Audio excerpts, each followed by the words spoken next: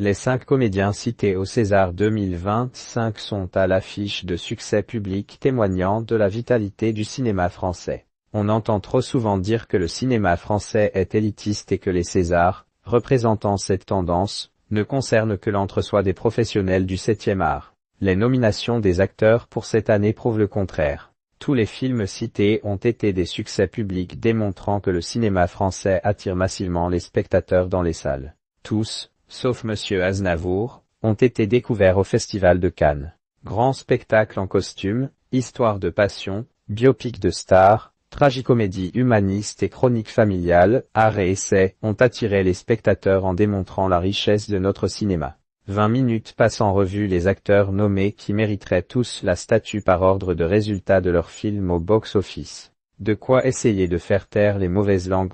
Pierre Ninet pour Le Comte de Monte Cristo. Pierre Ninet a déjà reçu un César pour Yves Saint-Laurent de Jalil Lespée en 2015. Bissera-t-il 10 ans plus tard? L'acteur livre une performance épique dans Le Comte de Monte Cristo co-réalisé par Mathieu Delaporte et Alexandre de la Patellière. Cette adaptation luxueuse du classique d'Alexandre Dumas a attiré plus de près de 9,5 millions de spectateurs, confirmant Pierre Ninet comme l'un des comédiens les plus populaires du moment. Ce film très grand public a gagné ses galons de succès intergénérationnels. François pour L'Amour ouf, entre cinéma grand public et film d'auteur. L'Amour ouf de Gilles Lelouch a lui aussi cartonné au box-office avec près de 5 millions de spectateurs. François y confirme son talent face à Adèle Exarchopoulos. Son personnage intensément romantique séduit par son côté « mauvais garçon »,« bad boy » en français assumé.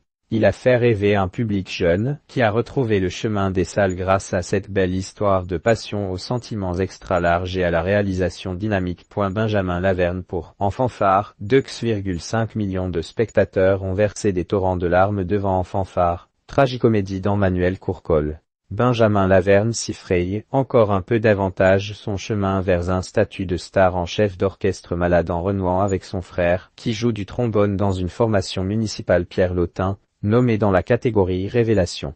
Ce film humaniste entre le cinéma des frères Dardenne et les choristes démontre que le public français peut avoir du cœur quand on lui raconte de belles histoires. Tahar Rahim pour Monsieur Aznavour. Tahar Rahim a reçu le César de la Révélation en 2010 pour Un prophète de Jacques Audard. C'est peu de dire qu'il a tenu les promesses auxquelles l'engageait ce prix. 15 ans plus tard, il étonne dans le rôle titre de Monsieur Aznavour co-signé par Grand Corps Malade et Mehdi Idir. Ce biopic assez lisse doit beaucoup à sa composition malgré les prothèses qui nuisent à ses expressions.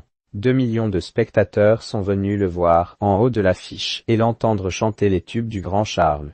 Karim Leclou pour Le roman de Jim, avec plus de 400 000 spectateurs, Le roman de Jim des frères Larieux, le film le plus art et essai de la sélection a remporté lui aussi un très beau succès. La prestation de Karim Leclou en père de substitution séparé de l'enfant qu'il a élevé. Ce conte bouleversant permet au comédien de livrer l'un de ses plus belles compositions. Dans la peau de ce qu'il définit comme un homme doux, il dévoile une sensibilité à fleur de peau et confirme qu'il est un très grand comédien.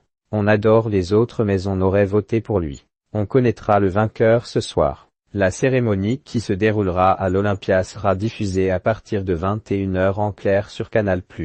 20 minutes sera là pour tout vous raconter.